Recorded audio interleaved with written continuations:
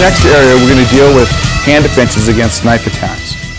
But we want to make you very aware of this fact, that people who are victims of knife attacks often are never aware that they're being attacked by someone who possesses an edged weapon.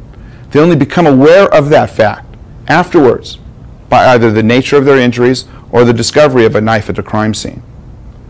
We must build effective hand defenses, like we've seen in 360-degree defense. They must be effective not only just against punches, but if someone also has a weapon in their hand, like a knife, a screwdriver, or some other sharp object. We work on this drill, the 360-degree defense exercise, with a knife in the hand to make sure that, first of all, we have our weight in the correct place, that we're stopping the threat, the stab, at a 90-degree angle, that if possible, we try to defend with our wrist at the attacker's wrist for measures of control later on. We also want to make sure that our defense is broad enough, goes outside enough, that as the knife travels inside of the defense, it does not reach our body. Michael will demonstrate slowly a brief introduction to this type of training method.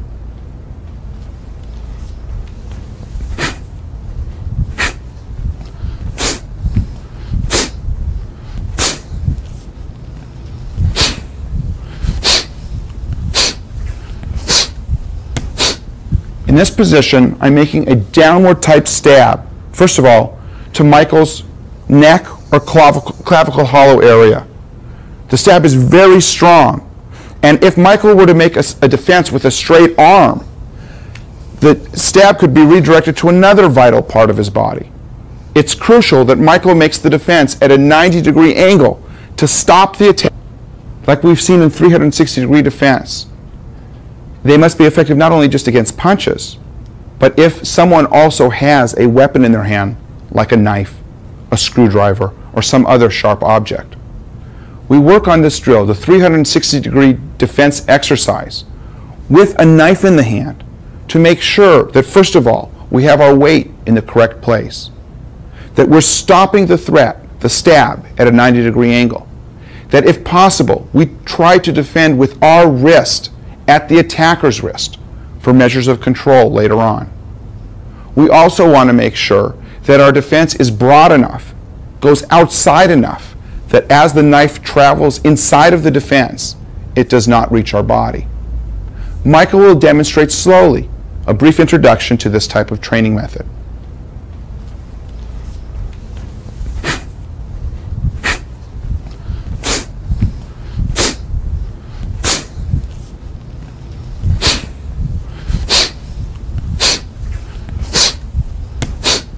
In this position, I'm making a downward type stab, first of all, to Michael's neck or clavicle hollow area.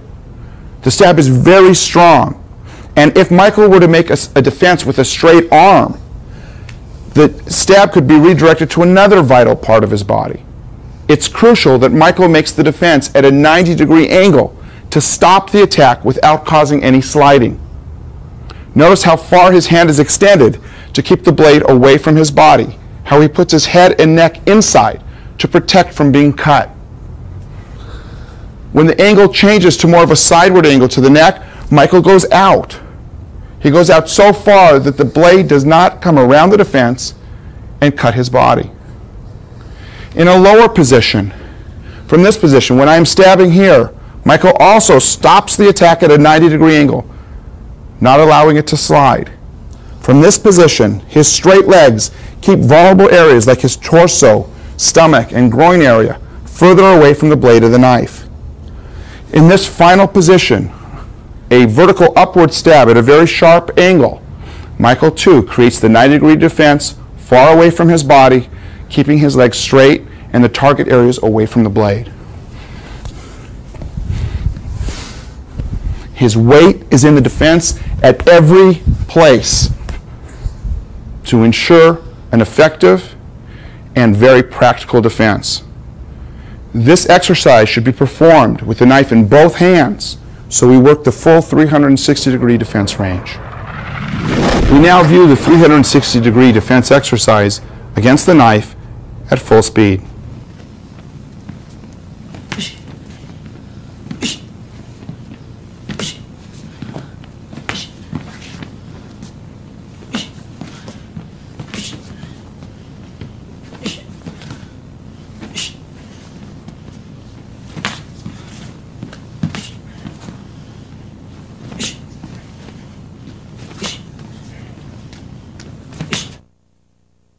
We now view the 360-degree defense exercise applied to the knife defenses.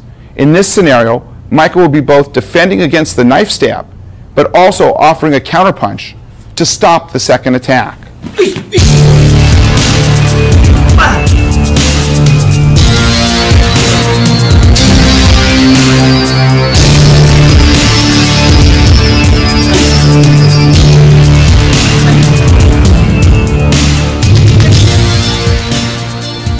Now Michael will offer other counterattacks, such as knees.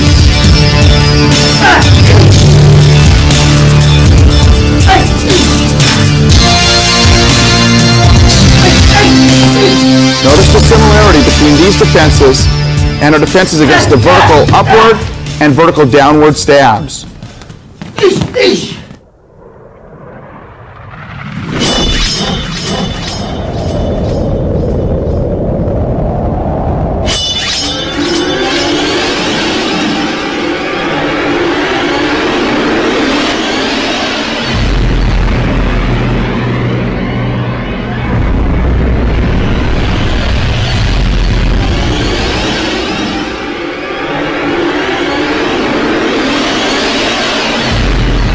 In this scenario, we deal with an attacker that's armed with a knife. We are dealing with an attacker that's delivering the attack in an ice pick downward type motion. It's a very strong stab in that the weight is being delivered forward and down. Often the attack is accompanied by a series of repetitious type of stabbing motions. John will be demonstrating how to defend against the exercise. He will be making a hand defense similar to what you've seen in the combative section in the 360-degree defense exercise series. But he will also be making a simultaneous counterattack. The counterattack will interfere with my ability to stab more than once.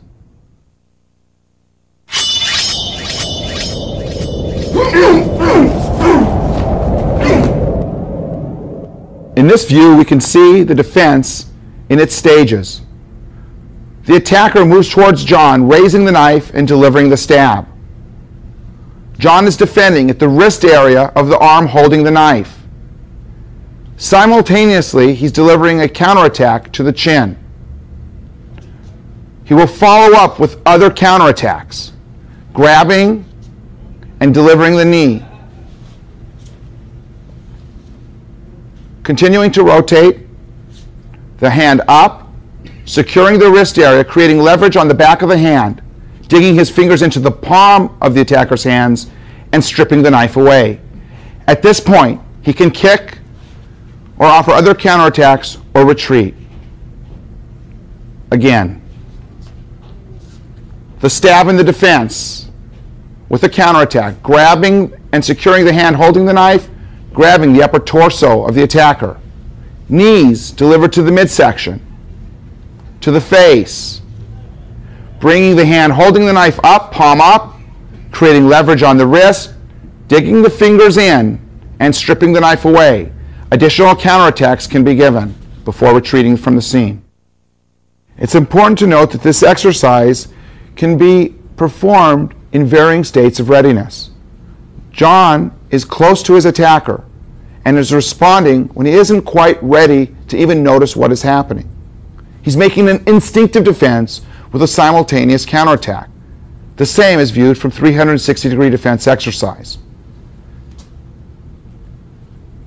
Notice the close distance between the attacker and defender. The defense only. The defense is made at a 90-degree angle so the knife cannot slide. John is also delivering a counterattack to the throat or chin area with his defense. Should there be more distance between the defender and attacker, John will be able to step, or a greater state of readiness will also allow John to step in with his defense.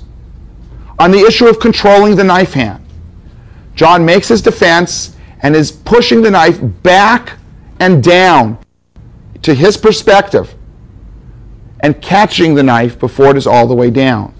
Again, slowly. John is defending, pushing the knife back and down, immobilizing it against the attacker, following up with strong counterattacks. Again with the defense. Defense at a 90-degree angle, pushing the knife back, stepping in, following up with counterattacks. Viewed slowly and continually from this angle, you will watch John just control the knife.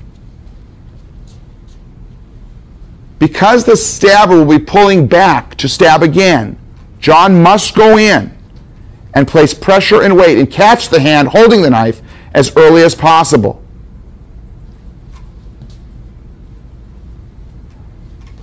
This further restricts and immobilizes the knife so John can counterattack and end up in a position where he's able to disarm the assailant. We now view the defense of an ice pick type stab.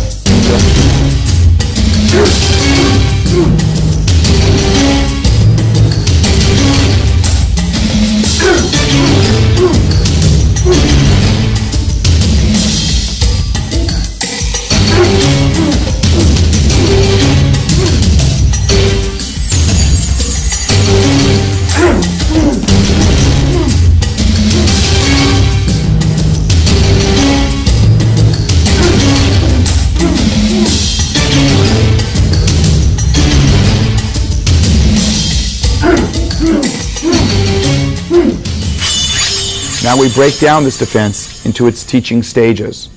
Stage 1 will be the defense against the stab and a simultaneous counterattack with the hand. The stab is given, John blocks, and gives a simultaneous punch to the throat or chin area. This is repeated. Stage 2. Stage 1 is made. Stage 2 is stepping in, controlling the knife hand, grabbing the knife hand and bringing it down, immobilizing the knife. Also catching at the upper torso. Stage 3 is the delivery of knee strikes to vulnerable parts of the body. Stage 4 is the disarming technique. Here, John grabs the wrist area, creates a lock, creates leverage, digs his fingers in, and strips the knife. The next stage is a kick to the groin and a retreat from the scene. In a different angle. Stage 1, the defense and counterattack. Stage 2, stepping in and controlling the knife back and down, immobilizing it. Stage 3, the delivery of counterattacks like knee strikes. Stage 4 is the disarming technique, creating a lock, digging the fingers in against the palm, stripping the knife. The final stage is a further counterattack and retreat with the weapon.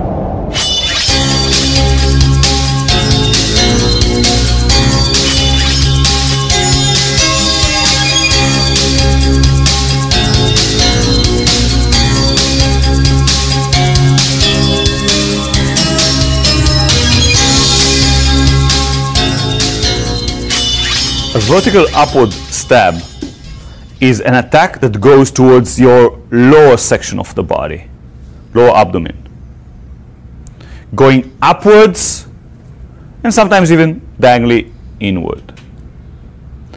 Let's see Michael dealing with this problem delivered from a relatively short range.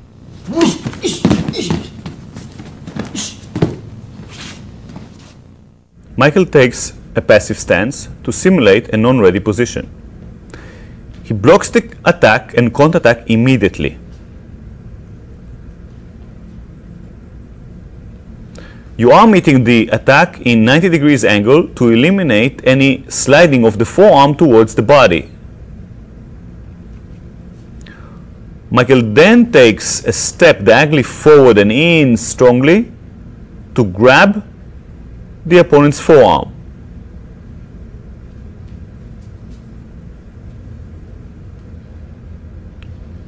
He's sending his arm forward to trap the opponent's arm.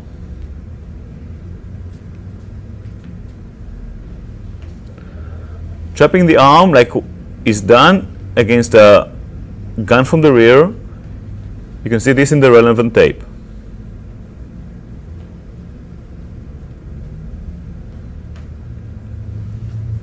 Michael continues with counterattacks and knee strikes, and then goes to disarm the opponent.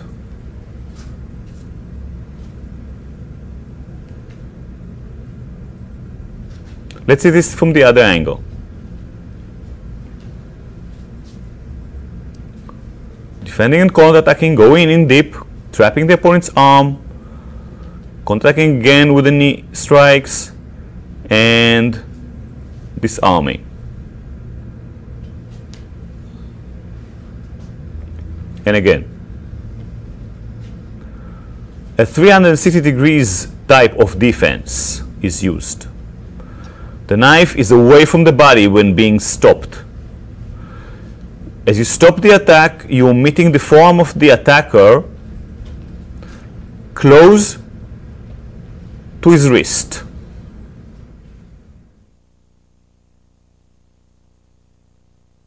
To disarm, you grab strongly his hand, bend the wrist, and then insert your fingers in.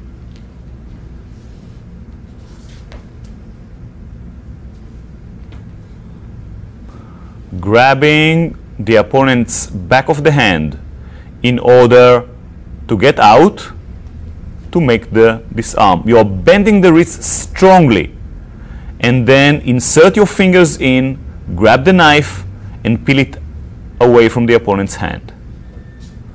If you meet any resistance while doing this, you must counterattack again.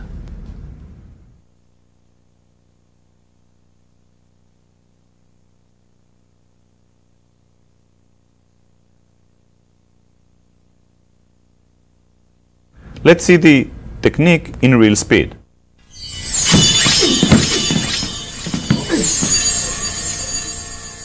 Note that the practitioners are using forearm guards.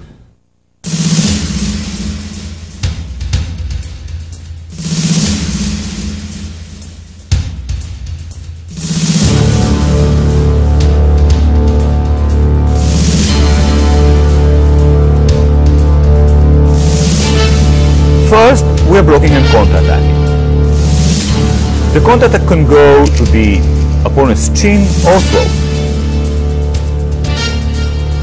Bending at the waist in order to stop the attack away from the body and early. After that, in order to control the opponent, we step strongly in with the left leg, trapping the opponent's forearm. The forearm is between our hook hand, forearm, bicep muscles, and chest. After that, we grab the opponent and knee him again. So 1 is the defense and counterattack, 2 trapping, going in, and giving a knee. After we give the knee, we go to the disarming. So 1, go in and give a knee, 2, turn to grab the opponent's hand, and disarm.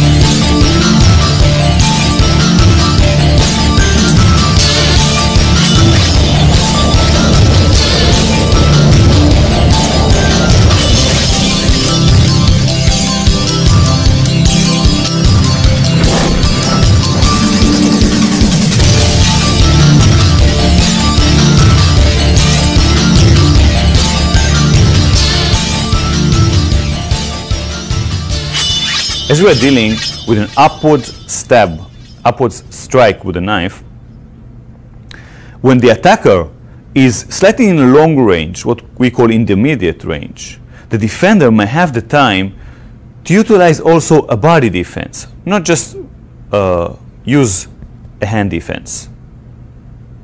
Let's see Marnie demonstrating this technique. Choo, choo. As Michael starts his attack from the intermediate range, Marnie is closing in. She makes a step diagonally forward while using the hand defense. The hand defense leads the body defense. From here we can clearly see how Marnie was moving away, diagonally sideways, from the line of attack.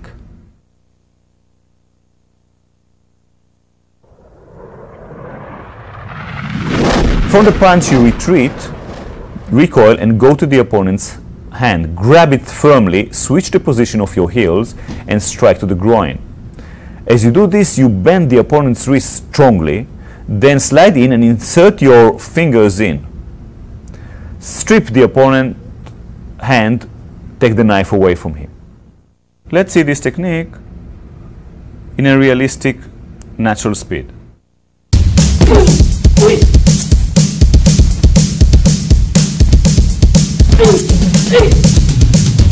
The trainees are using protective gear, forearm pads, for their safety. Let's take the technique by its components and stages. First we have the hand defense. It's a type of defense used in the 360 degrees outside defenses, stopping the attacker's forearm relatively close to his body. We have the body defense. It's turning, moving away from the line of the attack. We combine these two movements with step strongly forward to meet the attack in an early stage of it. We add now a counter-attack as we are grabbing the opponent's wrist to eliminate any reuse of the knife. Our forearm does not let the opponent's forearm slide towards our body. The position of our elbow in relation to his elbow enables us to do so. From this stage, we grab the opponent's hand, switch the position of the heels as the second stage.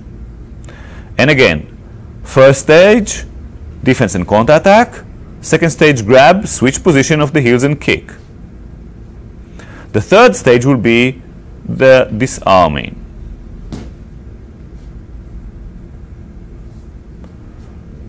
And again, look how Marnie uses a body in the disarming process, bending strongly the opponent's wrist.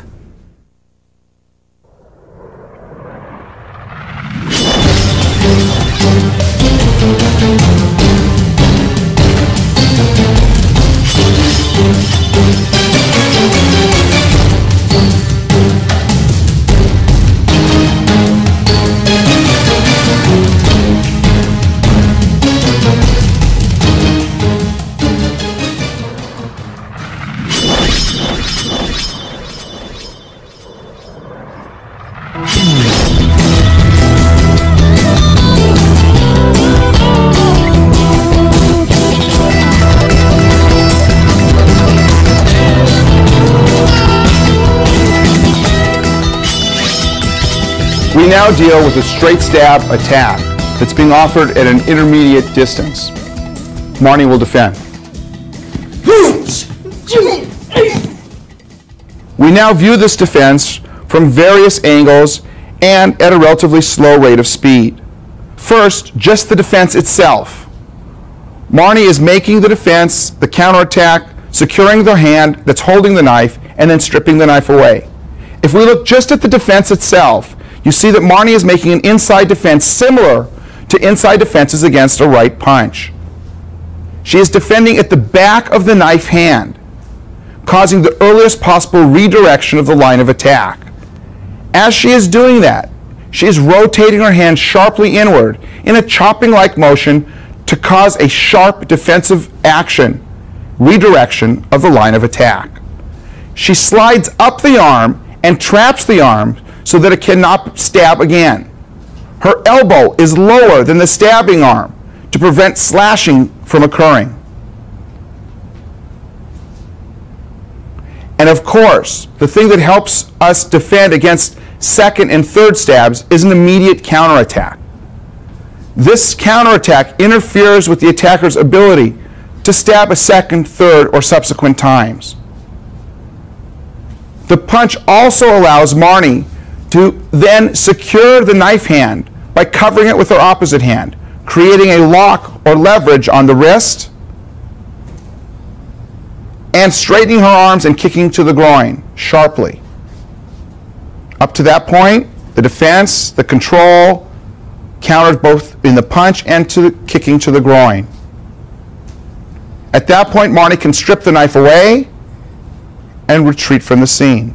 It is also possible for Marnie just to make a defense, a counter punch, and push off, leaving the scene, picking something up in the environment, if that is possible.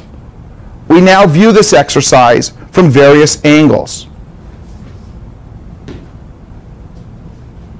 Notice that when Marnie secures the hand to make the kick, she keeps her arms straight so the knife stays at a far distance from her and does not come close to her when she makes her kick to the groin.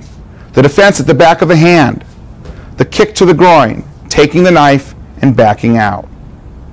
Notice the timing between the hand defense and the punch, with her weight in both, kicking and then stripping the knife. In this next scene, we break down the exercise into its teaching stages. First, we note that the exercise can be performed from a passive stance, the position that Marnie is in now, or in a more ready position, resembling a fighting stance, but less threatening position. The two positions, the passive stance and this position of readiness, deals with how early we're able to see the threat or the danger and react. But in either case, we do not take a stance that would alert the defender, or alert the attacker rather, that the defender is a trained person. From this position, we'll deal with the first stage in the defense. The first stage in the defense is an inside defense with the forearm. The blocking ranges from the tip of the fingers to the elbow. If it's a lower stab, the forearm closer to the elbow area will make the defense, and notice that Marnie is lowering her body to the level of the stab.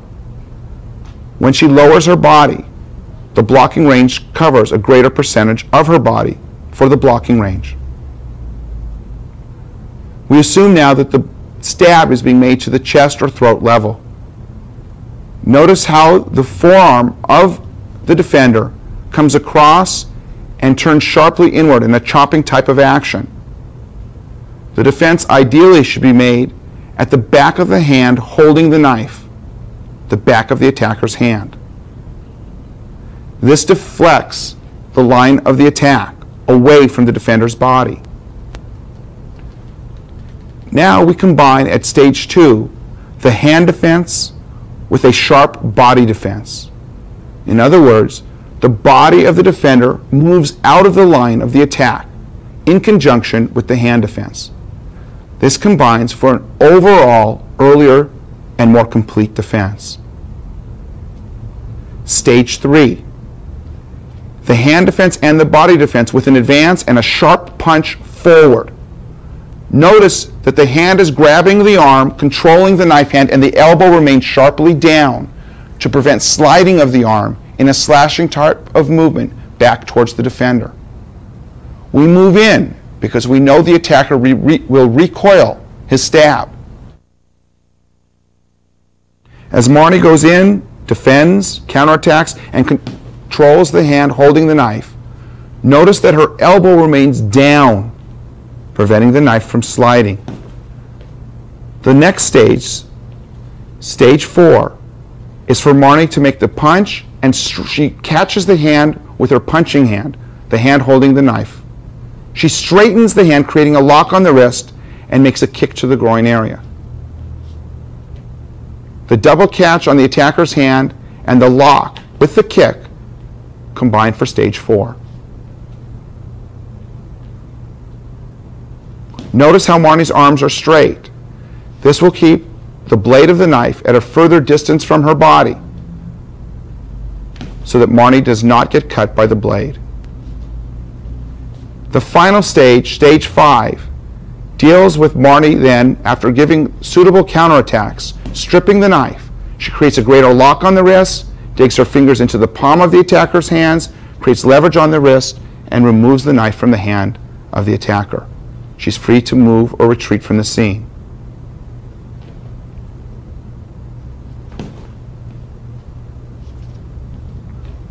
Stages 1 through 5. The hand and body defense. Stepping in for stage 2 with the punch. Catching the hand. Stage 3 is catching the hand and making a counterattack. Stage 4 is creating a lock, stripping the knife, and retreating from the scene.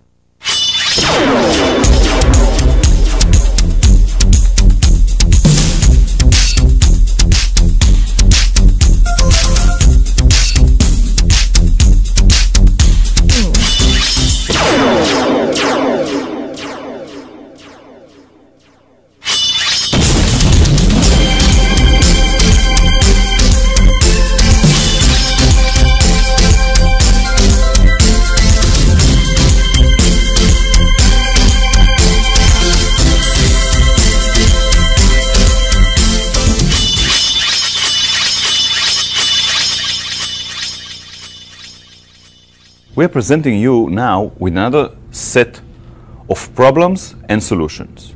We are talking about the problem of the slash. The attacker holds the knife and drives it from side to side. He is trying to cut your throat, your face, your body.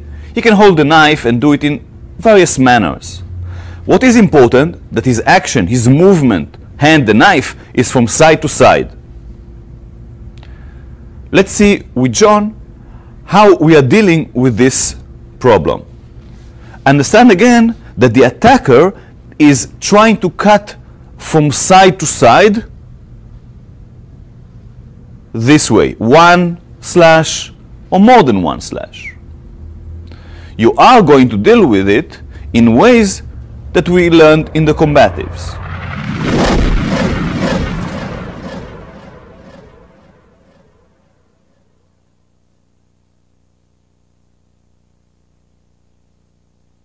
John as the defender and Wade as the attacker will demonstrate now for us how to deal with this type of attack. The attacker is slashing towards your upper body. He tries to cut your throat, your face. You must block the attack as early as possible, keeping the knife away from your body. You're defending with the forearm, touching the hand, the wrist, or the forearm of the attacker.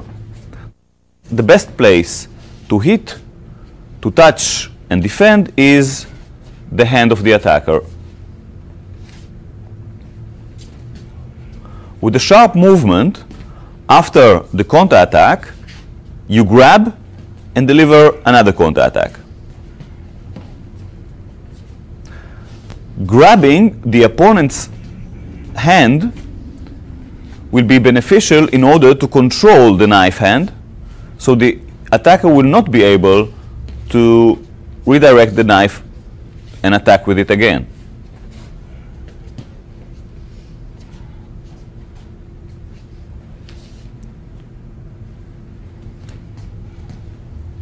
Burying the head between the shoulders protects it more.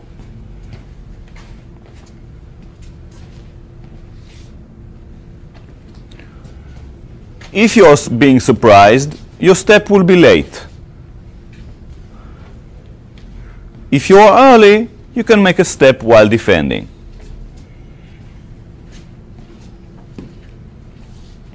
We are talking about a distance not appropriate for a kick yet.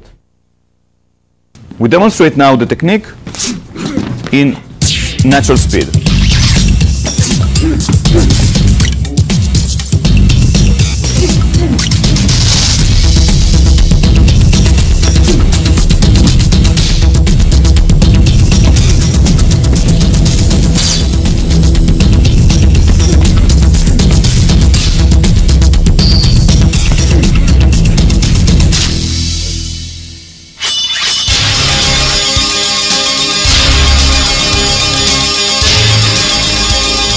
In reality, an attacker will usually not attack once.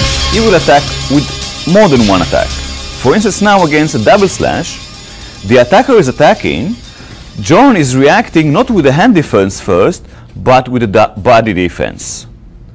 His natural reaction now is to move back first, while the first slash is coming against his body. Thus Wade is missing him with the first slash. When Wade is attacking with the second attack, John is ready for it.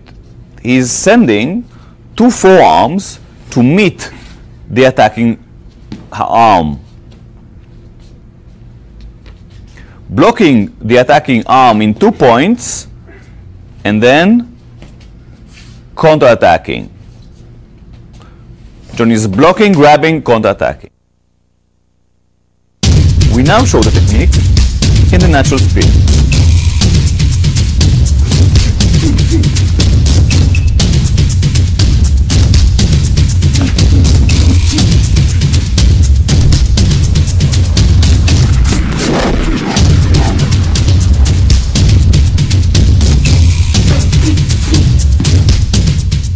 Let's put our attention to the body defense. John is sending his upper body, starting with the head and neck backwards. While doing this, he's raising his hands to his throat and chin level. You can see John's leg moving backwards to facilitate a better body defense, a larger one. Then John comes forward with a step with the forward leg to come closer to the opponent. This is done against the second slash. His forearm defense is pulling his body moving forward. Blocking with the sharp edge of the forearm in a vertical manner to defend a large surface.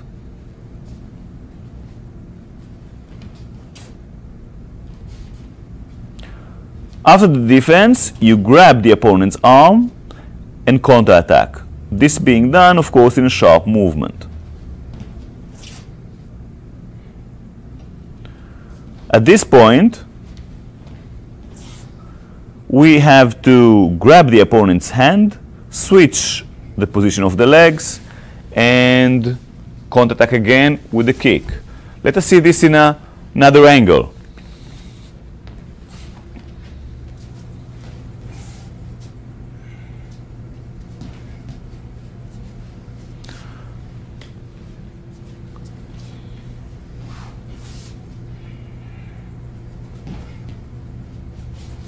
Note the way John is grabbing the attacker's hand.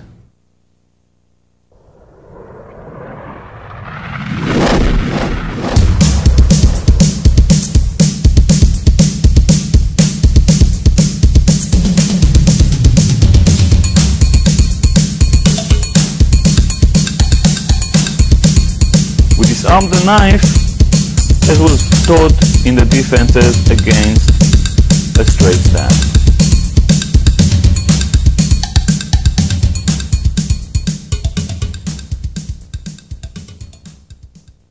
Grabbing the hand, bending at the wrist, pulling at the left, pushing at the right hand, and disarming the opponent. We demonstrate now the learning stages. First, we start with leaning backwards, raising the hands, and stepping backwards, keeping the back heel up. If our state of readiness and position decides that we will move backwards against the first slash, we do this. If not, we could do the basic first exercise that was defending. Now we do the first thing and then going in. So moving back and stepping in. Stepping in with two forearm defenses, send to meet the attacker's slashing arm.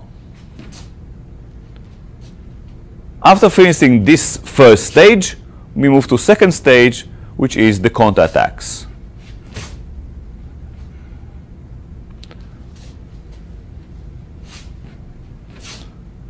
From here it is the disarming process.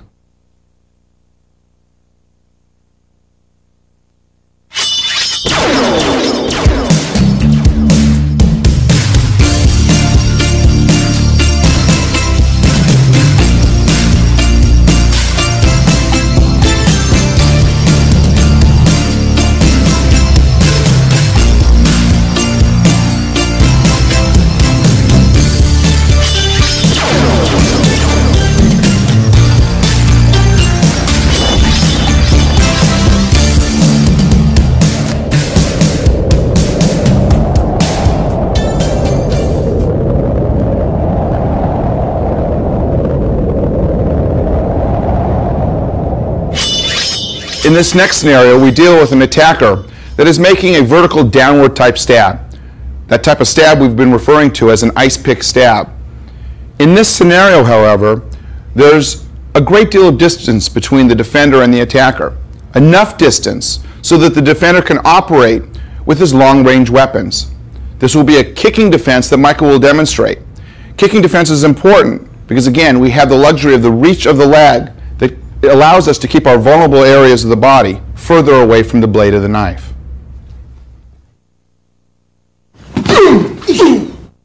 We now demonstrate this defense slowly. Note the distance between the defender and the attacker. The defender does not take some type of fighting stance. He wants the attacker to feel free to come in.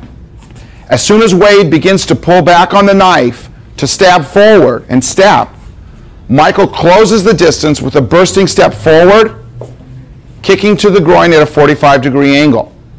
This angle of the kick is a punching and also a pushing type of kick that allows Michael to send the attacker's hips backwards, delivering a sharp blow to the groin area. This interrupts the rhythm of the attack, stopping it. Michael can follow up with counterattacks. And now we'll see it from the original angle.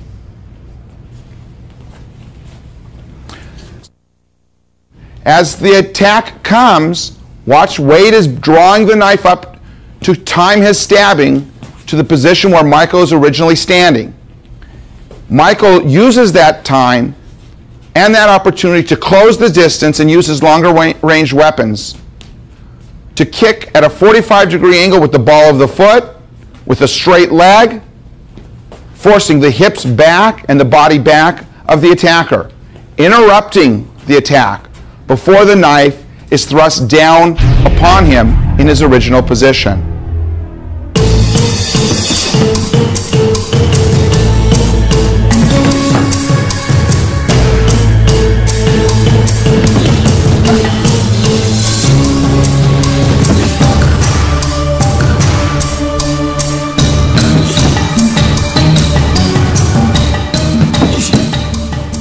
This next scene illustrates the target area being hit by the defender's foot. The kick is rising at a 45-degree angle, and the defender is kicking with the ball of his foot. The foot itself rises at a 45-degree angle up and forward, forcing the attacker's hips back. This interferes with the attacker's ability to send the stab, and it also impedes the attacker's ability to continue his advance towards the defender.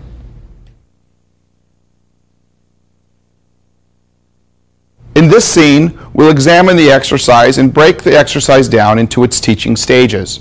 First, note that the stance that Michael is in, and he will be demonstrating from this stance, is a passive position. He does not assume a fighting stance.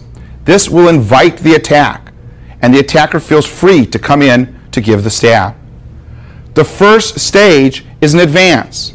Michael will be advancing forward, but in a diagonal angle. This assumes a right-handed attacker. From this position, Michael is bursting in, and as he bursts in, the inside of his foot turns out slightly to extend the right hip of the kicking leg. This is stage one. Stage two involves making the actual kick. 1, then 2. 1, then 2. 1, then 2. Because the knife is being drawn in an upwards motion, is being held at a relatively high level, our kick is low to a vulnerable target, which is the groin area. Notice the kicking foot is held at a 45-degree angle to push the hips of the attacker back. Michael will now face to his right and make the exercise. Notice the stages, a step and a kick. Michael's hands come up but stay close to him so as not to be cut. It's important to note that Michael's upper body leans backwards. His hip of the kicking leg shoots forward to provide greater distance and reach. The leaning accomplishes this reach, but also helps to keep the vulnerable parts of his body further away from the blade, namely his torso.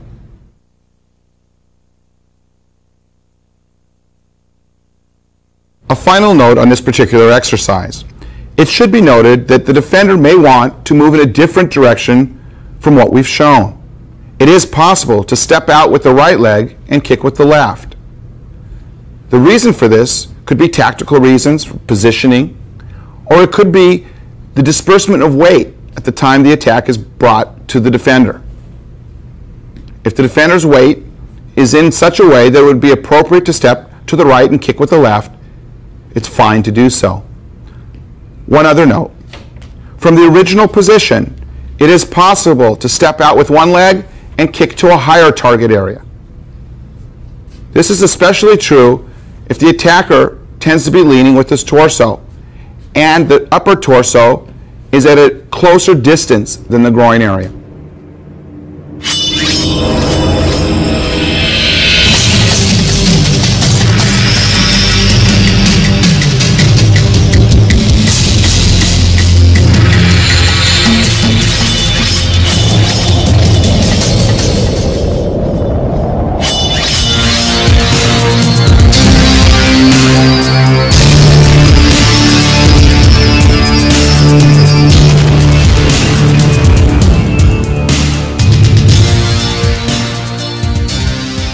In this next scenario, we deal with an attacker that is stabbing with a vertical upward type stab.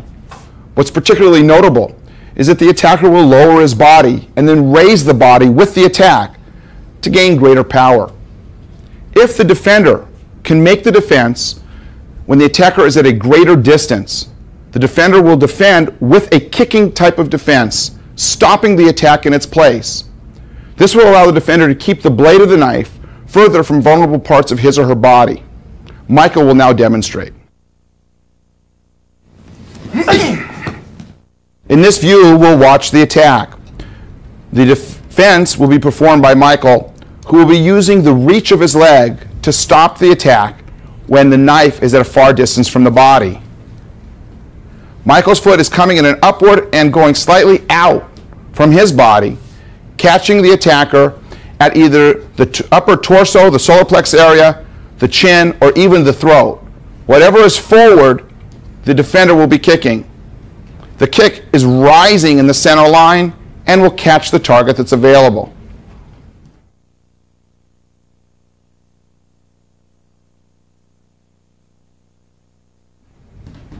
Changing the angle, we can see that Michael is at a suitable distance. As soon as the attack begins, Michael starts his advance forward, kicking in an upward motion, catching the attacker before the attack itself can reach Michael.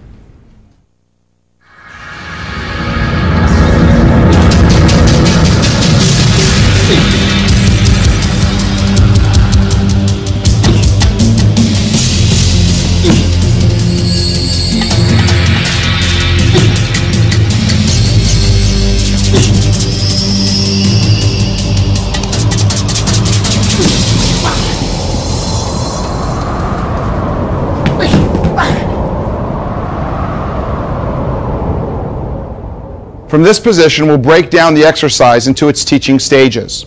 Note that Michael is not in any type of a stance. We want the attacker to feel free to come to us in an aggressive manner to attack. As soon as the attacker is closing distance, Michael is changing slightly the angle of his body and making a body defense, and also changing the line of the kick to come straight up through the center of the body. Step 1 will be the change of the feet.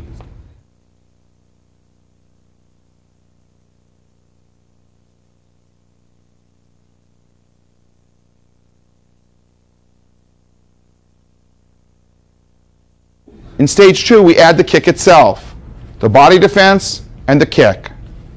The body defense and the kick. It's important to note that this type of stab is delivered with a bent arm. It's also delivered from a relatively low position.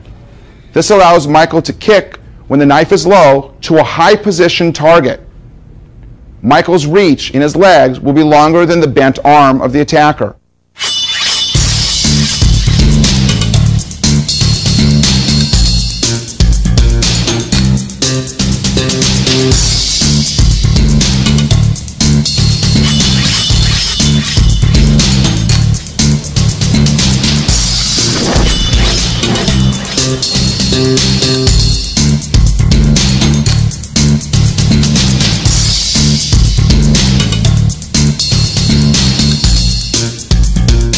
In this next scenario, we deal with a knife attack where the attacker is issuing a straight stab and covering distance. The distance between the defender and the attacker here is quite a considerable distance. Enough distance, in fact, so that the defender can defend with a long-range front kick that stops the attack in its place. It interferes with the attacker's ability to actually issue the entire attack. Wade will now demonstrate. In this next scenario, we deal with the kicking defense against a straight stab. Notice the distance between the attacker and the defender, the relatively long distance that the attacker must cover in order to reach the intended target. As the attacker comes forward, we offer a rising front kick to the center line of the attacker's body. This will stop the attack in its place, interfere with the progress forward of the attacker, stopping him at a distance where the knife cannot reach our body. Notice also how the defender leans back to remove the vulnerable parts of his body away from the area while still sending a long-range front kick forward. From this position, the target area, the impact area on the attacker's body will vary between the timing between the kick and the distance that's being closed. The kick could be offered to the groin area, to the solar plex area, to the throat area, to the face area. It's offered to the center line. Whatever is leaning forward will receive the kick. The kick itself is something between a leg lift and a snapping front kick to ensure the greatest distance and the longest distance possible with the greatest power to stop the attack in its place. In another situation, he is able to advance to close distance to stop the attacker before the knife stab itself can be developed. And it is also possible for him to be in a fight, realizing there's a knife, and to make this defense from a fighting position. In addition, we'll now look at this exercise from various angles with a follow-up counterattack.